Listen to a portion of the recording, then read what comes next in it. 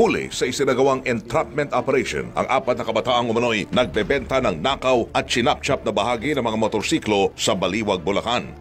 Isang biktimang lumapit sa pulisya at sinumbong na nakita niyang ibinenta online ang motorsiklo niyang nanakaw noong nakaraang Biyernes sa kanyang mismong bahay sa bayan ng Angat. May isang citizen na nagka-concern ba?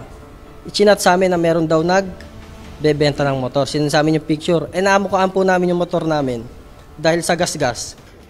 Agad namang nagkasa ng entrapment operation ng pulisya na nauwi naman sa pagkakahuli sa 4 bandang alas 4 ng hapon kahapon.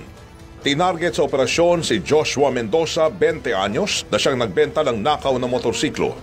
Sa follow-up operation naman, kinanta niya rin ang iba pang mga kasamahan na sina Celito Green, 18 anyos, Daryl Centeno, 19 anyos, at si Alexis De Jesus, 18 anyos, at isang third-year alternative learning student. Na-recover sa mga sospek ang hindi bababa sa 10 motorsiklo at karamihan ay nakatay na ang mga piyesa, gayon din ang mga na-chop-chop na bahagi ng motorsiklo. Isang kalibre 38 na baril din ang nakuha kay Mendoza. Ito po ay isang grupo simula sa pangunguha ng motor, binibenta sa online at parang nagpasa-pasa. Yung iba naman na pinapabenta nila sa kanilang mga kasama na gusto ring kumita ng pera sa nasabing mga ninakaw na motorsiklo.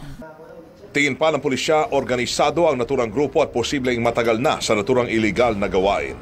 Isa pong sinyalis na matagal na po ito dahil nakita nyo naman napakarami po mga pyesa at itong mga eskelito na mga motor. Bukod pa doon sa mga posibleng mga naibenta pa na nila. Malaki po itong nabuwag natin, although mga hindi pa, masabi natin, mga kabataan pa. Ngunit sila ay pag gumalaw, isang grupo, parang sindikato talaga. Aminado mang nakaw ang kanilang ibinebenta, tumanggi naman ang mga sospek sa bintang na nangangarnap sila ng motorsiklo.